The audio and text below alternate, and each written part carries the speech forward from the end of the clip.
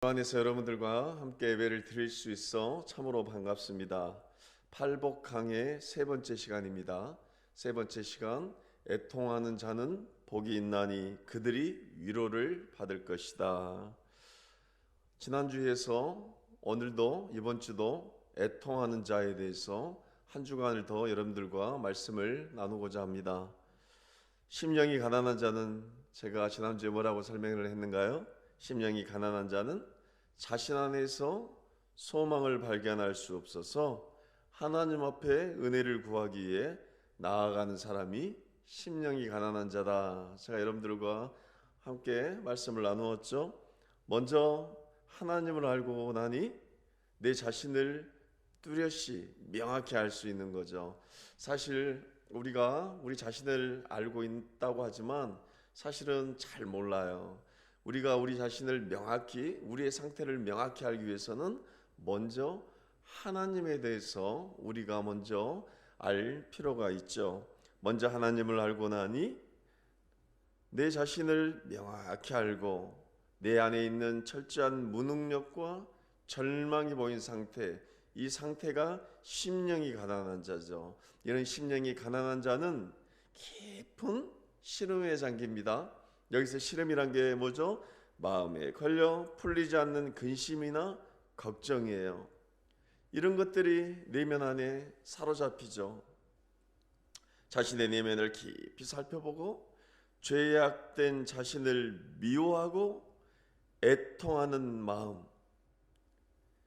그러니까 우리의 심령이 이런 상태가 되면 자연스럽게 생기는 마음이 애통의 마음입니다. 자신의 내면의 상태를 환히 들여다보니 어찌할 바를 몰라요. 우리가 이전 시간, 우리가 몇 주 전이죠? 우리가 오후 예배 시간에 전 버전의 철로역정 애니메이션 우리가 함께 본 적 있죠? 이때 존 버너님 주인공 존 버너의 철로역정의 주인공 크리스천이 성경을 읽고 죄의 집에 실제적이고 체험적인 무게를 느끼고 슬픔에 사로잡혀서 한 말이 어찌할꼬라는 깊은 탄식의 소리였습니다. 울부짖는 소리와 같죠. 심령이 가난해질 때 그때 필연적으로 나오는 마음이 애통의 마음이죠. 그리고 애통의 눈물이죠. 우리가 생리학적으로 봐서 우리가 이런 애통의 마음이 있을 때 자연스럽게 흘러나오는 게 눈물이에요. 제가 여러분들에게 질문 한번 해볼까요? 여러분들은 죄의 지배에 실체적이고 체험적인 무게를 느끼고 살아가고 계신가요? 느끼며 느낀 적이 혹시 있으신가요? 그리스도의 실제적이고 체험적인 신앙이 여러분들에게 있습니까? 아니면 그냥 막연하게 여러분들 신앙생활 하신가요? 반드시 우리에게는 이런 마음이 있어야 됩니다. 이런 체험적인 신앙이 우리들의 삶 가운데서 반드시 있어야 돼요. 그리스도께 나가고자 하는 그런 심령의, 그런 애통한 심령이 우리들 가운데 반드시 있어야 된다는 거예요. 본문의 말씀을 우리가 좀 깊이 들어가겠습니다. 애통이라는 말은요, 사실 오늘날 시대에 사람들이 그렇게 듣기 좋아하는 말이 아니에요. 이런 애통이란 감정은 사실상 피하고 싶은 겁니다. 예수 믿는 우리들에게도 있어서 이 애통이라는 감정은 그렇게 좋은 감정이라고 여겨지지 않아요. 그런데 우리의 구주 되시는 예수님께서는 오늘 본문에서 애통하는 자가 복이 있다 이렇게 말씀하세요. 이 가르침은요, 사실 개인적인 문제에서가 아니라 개인적인 문제를 넘어서 이 시대 교회에게도 마찬가지인 문제입니다. 개인적이건 교회 공동체건 애통이라는 이런 감정, 이런 마음들, 이런 상한 마음들이 많이 사라졌어요. 찾아볼 수가 어렵습니다. 오히려 개인적이건 교회 공동체건 화려한 기쁨만을 추구하는 걸 목표로 삼아요. 그러니까 외관상 그렇게 즐겁고 화려하고 유쾌하고 뭔가 요란밥상한 이런 것들을 되게 선호하고 있는 시대에 우리가 살고 있어요. 대부분 감정의 기대인 기쁨을 애통의 자리에 놓았어요. 들어놓았어요. 동의하신가요? 이러한 문제는요, 기독교 공동체의 문제만이 아니라 사회적 공동체의 문제입니다. 사회적 현상이기도 해요. 요즘 사람들 대다수가 죄에 대하여 인간 내면의 깊은 본질상 사로잡힌 아픔과 슬픔에 깊이 묵상하거나 또 생각하려 하지 않아요. 그저 외적인 어느 만족을 위해서 무던히도 노력하고 그러한 것들을 추구하며 살아가는 시대에 우리가 살고 있어요. 혹시라도 제 설교를 듣고 이런 감정이 들 수도 있겠습니다. 안 그래도 우울한 시대에, 안 그래도 코로나로 인하여 또 여러 가지 경제적인 어느 상황, 또 여러 개인적인 어느 문제들 있죠. 이러한 문제로 인하여 복잡한 시대에 내가 살고 있는데 이 교회에 와서까지 애통이라는 설교를 내가 들어야 할까? 이해는 합니다. 공감합니다. 하지만 우리들의 삶 가운데 머리 아픈 일들이 한두 가지가 아니죠. 하지만 성경은 우리에게 애통하는 자가 복이 있다, 이렇게 말씀해요. 애통하는 자가 복이 있고 그런 자가 위로를 받을 것이라고 성경은 말하고 있어요. 지난 시간에 제가 여러분들에게 말씀을 드렸듯이 이 위로는 참된 위로입니다. 하나님의 위로하심이에요. 그렇다면 대체 왜 우리가 애통해야 하는가? 한번 우리가 좀 말씀을 좀 더 한번 살펴보겠습니다. 왜 우리가 애통해야 하는가? 성경은 애통함은 거듭남의 증거다고 말하고 있어요. 다시 한번 말씀드립니다. 애통함은 거듭남의 증거다. 우리가 은혜를 받았다면 애통의 눈물이 있어야 한다는 거예요. 즉 복음적인 애통은 우리가 은혜를 받았다라는 증거이기도 해요. 우리에게 은혜를 받았다는 증거가 있다면 제일 먼저 어떤 인식이 생길까요? 우리가 여러분들에게도 한번 적용해 보십시오. 체험적인 신앙이라 했지 않습니까? 우리가 과거에 하나님께로부터 받은 은혜들 있잖아요. 그 모든 과거에 하나님께로 받았던 이 은혜들이 체험적인 신앙이에요. 또 현재에도 받은 은혜가 있습니다. 물론 이 은혜라는 게 한 가지로 나타나진 않죠. 여러 가지로 우리 삶 가운데 주어진 은혜들이 있습니다. 또 우리는 장래 하나님께서 주실 그 은혜를 소망하면서 가고 있습니다. 그런데요, 우리가 은혜를 받았다면, 우리에게 은혜를 받았다는 증거가 있다면 먼저 우리에게 가장 먼저 든 인식이 있는데 그 인식은 죄에 대한 인식이에요. 여러분들 죄에 대해서 깊이 한번 생각을 해보셨는가요? 그리고 그 인식으로 말미암는 눈물이 있어요. 그냥 우리가 애통이라고 하니까 그냥 나의 서름, 나의 아픔, 지난주에 제가 여러분들에게 말씀드렸듯이 내가 무언가를 소유하지 못한 아픔, 내가 무언가를 잃었던 아픔, 내가 삶 가운데서 성취하고자 했는데 그 성취를 못해서 거기에 받는 그 상처 아픔, 누구에게 외면당한 그런 상처 아픔, 이런 상처, 모든 이런 걸 가지고 우리는 애통이라고 하는데, 물론 하나님께서 우리 인간의 삶 가운데서 그런 모든 것들도 위로하시죠. 하지만 우리에게 가장 먼저 생기는 이 애통의 눈물은 죄에 대한 인식이에요. 여전히 하나님 앞에 나가지 못하며, 여전히 내가 거듭났고 내가 성도라고 말하고 있지만 여전히 나는 죄악된 모습에 사로잡혀 있고 나의 본연의 실체에 대해서 보니 내가 너무 아프고 좌절과 슬픔이 생기는 거예요. 그때 발생하는 그 눈물이 여러분들에게 있으신가요? 그리고 그 인식으로 말미암는 그 눈물이 반드시 있어야 하는데, 진정한 마음으로부터 우는 것은 우리가 거듭났다라는 좋은 평안해는 거예요. 애통하는 마음은요, 부드러운 마음을 보여주는 거예요. 여러분들이 지금 여러분들이 심령에 애통함이 있다면 나의 마음, 여러분들의 마음이 부드러운 마음으로 되었다는 것을 지금 나타내는 거예요. 돌 같은 마음이 죄가 되었다는 표이기도 해요. 딱딱하게 굳어버렸던 이 마음이 눈물로써 그 마음, 돌 같은 마음을 뚫어버리는 거예요. 녹여버리는 거예요. 돌 같은 마음이 부드러운 마음으로 변하고 가시와 같은 마음이 녹아 눈물을 흘리고 나면 얼마나 편한지 몰라요. 그런 경험 있으신가요? 그런 눈물을 흘린 지가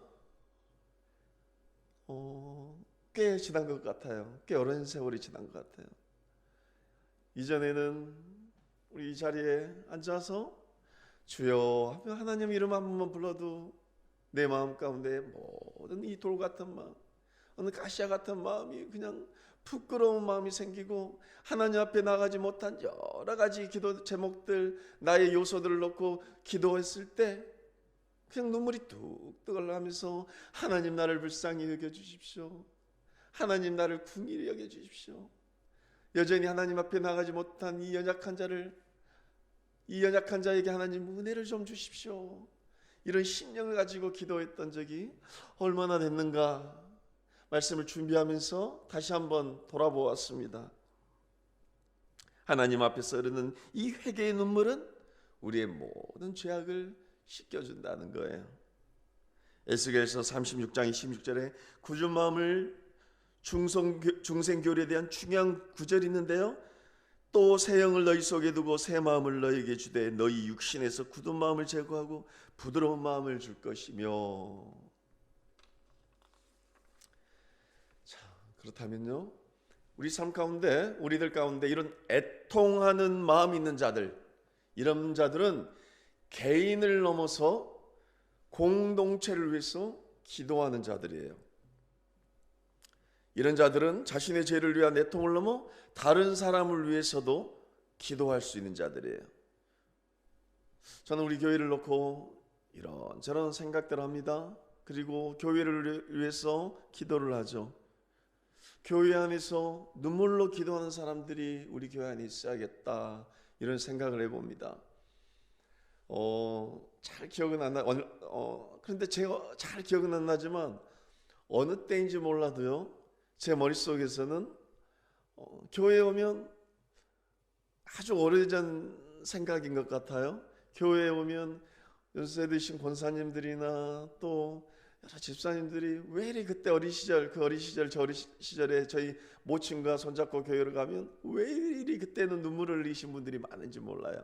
물론 그때 시대적 상황이 여자들에게 있어서 유리했던 상황은 아니겠죠. 그래서 거기서 묻어난 서름도 있을 거고, 거기서 묻어난 하소연도 있을 거고, 하나님 앞에 그렇겠지만 교회를 위해서 눈물로 기도하고, 또 교회를 위해서, 또 사회를 위해서, 가정을 위해서 눈물로써 기도했던 그런 분들이 오늘날 우리 교회, 우리 언약교회에서도 좀 많이 있었으면 좋겠다, 이런 생각을 해봅니다. 물론 저부터서도 아침에 새벽부터 하나님 앞에 애통하는 심정으로 가지고 교회를 위해서 기도하고, 성도를 위해서 기도하고, 또 제 자신을 위해서도 기도하고, 가정을 위해서도 기도하고, 우리가 이렇게 해야 되지 않을까, 이런 생각을 해봅니다. 우리 교회에 가장 필요한 거다. 그리고 이 단계를 통과해야 우리 교회가 살아날 것이다, 생동감 있게 될 것이다, 이런 생각을 해봅니다. 여기서, 이 자리에서 눈물이 뿌려져야 우리 교회가 살아날 것이다, 힘이 생길 것이다, 생명력이 있을 것이다.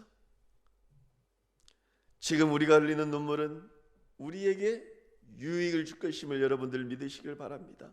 지금 우리 언약교회에 있어서 이 눈물을 흘리기가 가장 알맞은 때이라는 것을 여러분들 기억하십시오. 회개의 눈물을 흘리는 것이 절망의 눈물을 흘리는 것보다 더 낫다고 합니다. 우리의 눈물이 우리의 영혼의 죽음을 막을 수 있음을 여러분들 기억하시길 바랍니다. 어떤 이유에서건 우리의 길은 한 길일 뿐이에요. 반드시 이 애통의 길을 통과하여 축복의 길로 우리는 나아가야 합니다. 물론 우리가 이곳에서 애통의 눈물을 흘리고 있는 이 시기가 복된 시기입니다. 본문에서 뭐라고 기록되어 있는가요? 애통하는 자가 복이 있다고 했습니다. 복을 주실 거라는 것이 아니라 이미 우리 심령 가운데 애통함이 있다면 이미 우리는 복을 받는 자입니다. 그리고 그런 자에게 하나님의 위로하심이, 우리 교회의 위로하심이 있다는 것을 우리들은 기억해야 할 것입니다. 성경은 우리에게 이 애통의 길을 통과해야 참된 위로가 있다고 우리에게 교훈하고 있습니다. 사랑하는 성도 여러분, 어찌 우리가 이 애통이라는 감정을 즐기고 이 감동을 선호하겠습니까? 하지만요, 이 눈물은 끝날 때가 있다고 성경은 말하고 있어요. 애통하는 자가 복이 있으며 그에 따른 보상으로 참된 위로를 우리에게 말해주고 있습니다. 참된 위로, 참된 행복, 참된 기쁨을 우리 주께서 보장하시는 거예요. 밤에 눈물을 흘릴지라도 아침에는 모든 눈물이 씻길 날이 있다고 우리에게 교훈하고 있습니다. 새 힘이 나지 않습니까? 성경은 우리에게 새 힘을 준다고 말씀하고 있어요. 영은 이 자리에서 멈춰버릴 것 같고, 이 실패의 자리에서 그냥 못 일어날 것 같고, 영원히 절망의 자리에서 나는 안 된다고 내 자신이 포기하려고 하는 그 순간조차도 우리 하나님께서는 우리를 그 자리에 놓으시지 않고 우리를 위로하셔서 새 힘을 주시고 우리에게 한 걸음 나갈 수 있는 힘을 주신다는 것을 기억하십시오. 캄캄한 장막이 영원할 것 같아도 그 장막은 거치고 그 안에 숨겨진 복음의 놀라운 신비한 영광을 우리가 볼 것입니다. 신앙생활이란 어떤 것인가요? 믿음으로 안 보이는 것을 실제 보이는 것보다 더 선명하게 보고 가는 것이 신앙생활이에요. 믿음으로 간다는 것은 안 보이는 것을 더 뚜렷이 우리는 보고 말할 수 있다는 거예요. 세상 사람들은 조롱합니다. 너희들이 믿는 것이 어디 있느냐? 증거를 내봐라. 한번 보여줘봐라. 하지만 우리는 안 보이는 것을 마치 보는 것보다 더 선명하게 믿고 외치고 말하고 전하고 누리며 살아가는 존재들입니다. 애통의 눈물로 믿음의 눈을 막고 있는 이런 딱지 같은 것을 벗겨내시길 바랍니다.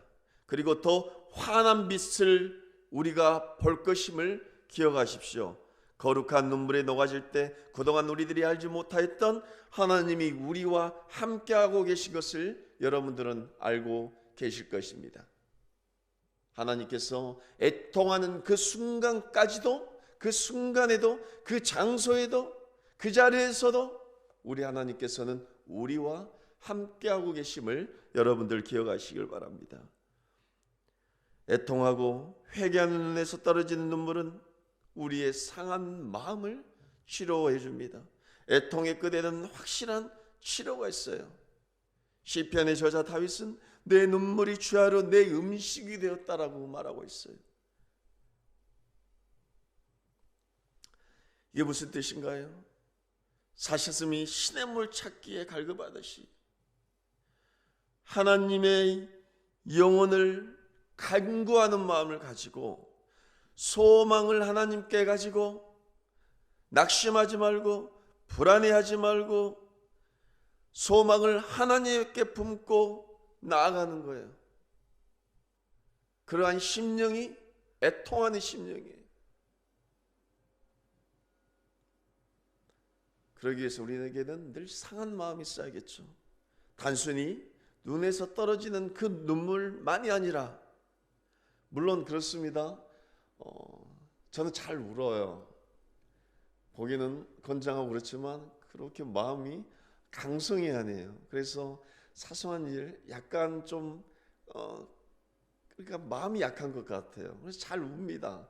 하지만 타고난 기질이 잘 안 온 사람들이 있어요. 그러면 저한테 이런 질문을 던질 수가 있겠죠. 아니, 저는 눈물이 없는데 애통하는 심정이 아닙니까? 만약 여러분들이 이렇게 질문한다면 여러분들은 지금 저희 설교를, 이 본문의 말씀을 약간 다 이해하지 못한 거예요. 여기서 말하는 이 눈물은 단순히 생리학적으로 그냥 눈에서 떨어지는 그 눈물, 그 기질에 대해서 말하는 게 아니에요. 여기서 말하는 것은 슬퍼할 수 있는 마음을 말하고 있어요. 하나님께서 중요시하는 것은 우는 눈보다 상한 마음이라는 거예요. 회개하는 사람이 가지고 있는 그 마음, 상한 마음, 이 마음을 우리 하나님께서 보신다는 것입니다. 어떤가요? 애통이란 마음, 애통이라는 감정, 그리고 애통하며 흘린 눈물, 하나님의 위로하심, 이런 모든 것들, 그러니까 오늘 본문의 말씀인 마태복음 5장 4절의 말씀이 좀 이해가 되신가요? 좀 정리가 되신가요? 그런데 이렇게 말씀을 들어도 저는 안 됩니다. 잘 안 돼요, 이 애통의 마음이. 네. 그렇다면 우리의 마음이 이 애통하는 구조가 되려면 어떻게 해야 되는가 한번 생각할 필요가 있습니다. 어떻게 해야 이 애통의 마음을 가지고, 상한 마음을 가지고 하나님 앞에 나갈 수 있겠습니까? 궁금하지 않습니까? 먼저 우리는 애통의 통로를 막아버리는 것들에게 주의를 해야 돼요. 거룩한 애통으로 나아가게 하는데 또한 도움을 주는 수단을 우리는 사용해야 돼요. 첫 번째로 애통의 통로를 막아버리는 죄와 우리는 날마다 싸워 나가는 거예요. 사람이 죄를 짓고 살아갈 수는 있습니다. 하지만 죄를 사랑해서는 안 되죠. 우리 중 어느 누구가 나는 완전합니다, 나는 언제든지 죄와 싸움에서 죄에 대한 습성과 죄에 대한 이런 것들과 100번 싸움에서 100번 다 이길 수 있는 자신 있는 사람입니다, 이렇게 말할 수 있는 사람이 누가 있겠는가요? 우리는요, 연약한 존재입니다. 오늘 좀 쓴 것 같고, 내가 오늘 믿음으로 좀 성장한 것 같고, 내가 오늘은 좀 하나님 앞에 나아가는 것 같지만 또 철저하게 그 다음 날에는 무너진 모습을, 내 모습을 볼 때가 있어요. 우리는 연약한 존재예요. 하지만 죄를 짓고 실수하고 살아갈 수도 있지만, 그럼에도 우리는 죄를 사랑하는 존재들이 아니에요. 죄를 지향하는 존재가 아니에요. 그래서 날마다 우리는 죄와 싸움하는 거예요. 죽기까지 싸움을 해야 되는 거예요. 참된 애통에는 죄에 대한 깊은 슬픔이 있어요.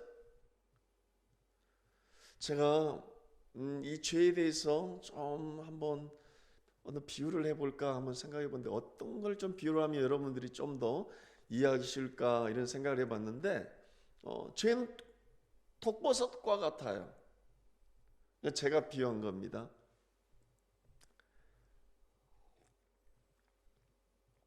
왜 독버섯과 같냐? 죄는 죄라고 그렇게 드러나지 않는 것 같아요. 비슷하게, 교묘하게 우리를 유혹하는 것 같아요. 우리가 산속을 가면 저는 그런 적이 없는데, 보면 우리가 일상적으로 마트에서 먹는 버섯하고 비슷하게 생겼어요. 따서 먹으면 그냥 먹을 수 있을 것 같아요. 그런데 이게 독버섯인가, 먹어도 되는 버섯인가 잘 알지를 못해요. 그래서 저는 아예 한 번도 그런 적이 없어요. 따서 오거나 먹어본 적이 없는데, 뉴스를 보거나 우리가 좀 소식을 들으면 버섯 먹다 죽은 사람도 있지 않습니까? 죄가 좀 마치 독버섯과 같지 않는가 이렇게 비유를 해봤어요. 좋은 것으로 보여요. 그렇지만 여러분들, 조금만 죄 있는 사람이라면 산에 가서 아무거나 따서 먹지 않아요. 신중을 가하고 늘 살피며 조심스럽게 떠보고 검증을 받고 먹지 않습니까? 죄도 우리가 싸움을 하면서 무슨 일이든 있어서 죄의 문제 앞에서는 신중을 가하고, 어떤 일에 있어서 신중을 가하고 살피며 늘 조심스럽게 또 보고 살아가야 돼요.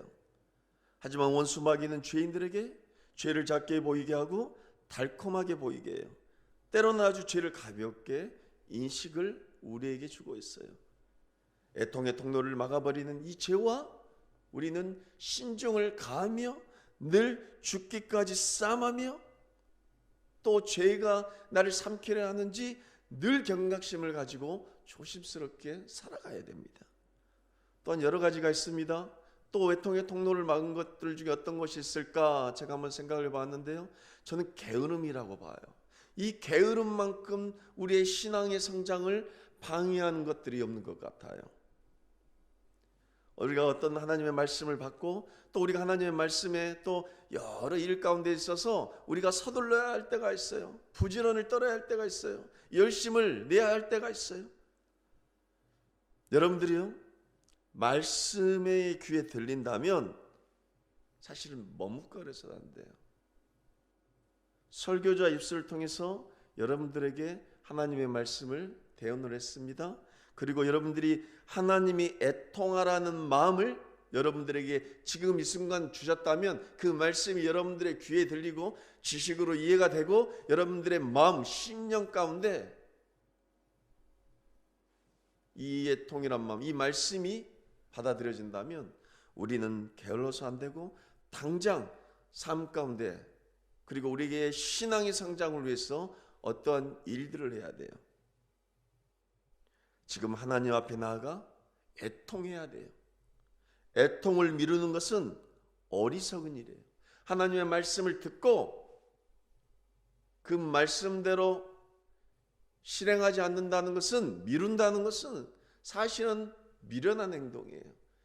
여러분들의 삶 가운데서 지금 설교자의 말씀을 듣고 애통해야 한다라는, 애통한 자가 복이 있다라는 말이 믿어지고 그들이 위로를 받을 것이라는 말이 믿어진다면 여러분들은 지금 애통하는 마음을 주시기를 소망하고 그 애통하는 마음을 가지고 하나님 앞에 나아가야 된다는 거예요.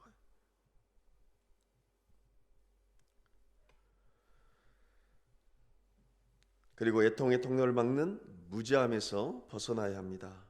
어떤 사람들은 그리스도께서 나를 위하여 죽으셨고 그분이 모든 것을 다 이루어 놓으셨기 때문에 내가 기도하거나 애통해하거나 어떠한 믿음의 실천, 믿음대로 사는 어느 행동, 이런 것들을 할 필요가 없다고 생각을 해요. 심지어 하나님의 은혜가 있으니, 하나님께서 모든 것을 알고 계시니, 심지어 하나님께서 알아서 내 삶을 인도해 가실 것이다, 이렇게 말하고 있어요. 이러한 오해 때문에 여러분들은 하나님은 자비하시다고, 하나님은 은혜로우시다고 말하면서 계속 죄를 지어도 안전하다고 생각하는 사람들이 있어요. 이런 사람들은 어쩌면 하나님의 자비와 하나님의 은혜와 아무런 상관없는 자일 수도 있어요. 하나님께서는 애통하는 자에게 자비를 베푸심을 기억하십시오.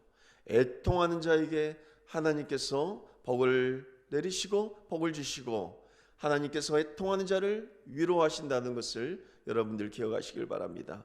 그리고 애통의 통로를 막는 절망을 또한 조심해야 돼요. 애통은요, 제가 여러분들에게 이렇게 애통이라는 말을 하니까 애통을 지금 여러분들은 오해할 수가 있어요. 이 애통이라는 말을 그냥 여러분들은 잘못 해석할 수가 있어요. 애통은요, 단순히 우리가 우울해하거나 슬퍼하거나 눈물을 흘리거나 절망을 하거나 이러한 교훈이 아니에요. 이거는 지금 아주 잘못된 오해예요.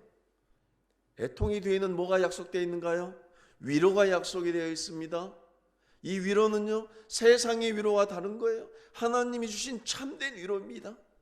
참된 기쁨과 행복을 약속하셨어요. 그러니까 애통은 자에게 있어서 위로가 있다 했지 않습니까? 이거는 거의 같은 시기에 주어지는 거예요.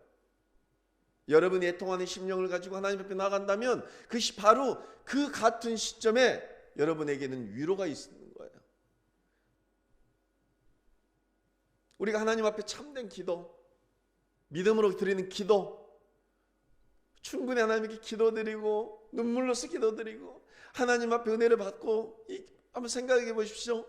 그러면 여러분들 갖다 어떻게 간가요? 콧노래를 부르고 가지 않습니까? 예전에 하나님 앞에 저는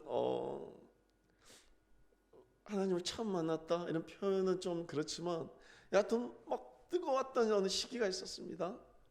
그때 어쩜 이렇게 새벽기도 나오고 새벽기도에서 하나님 앞에 기도했던 시절이 너무 기쁘고 감사했던 시절이 있었어요. 그때 제 삶은 그렇게 녹록지 않았습니다. 그럼에도 불구하고 기도하고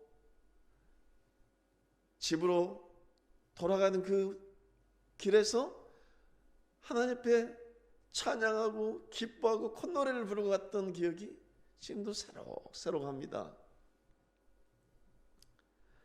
하나님께서는 애통의 뒤에는 위로를 약속했어요. 참된 기쁨과 참된 행복이에요. 그것을 하나님께서 주신다는 거예요.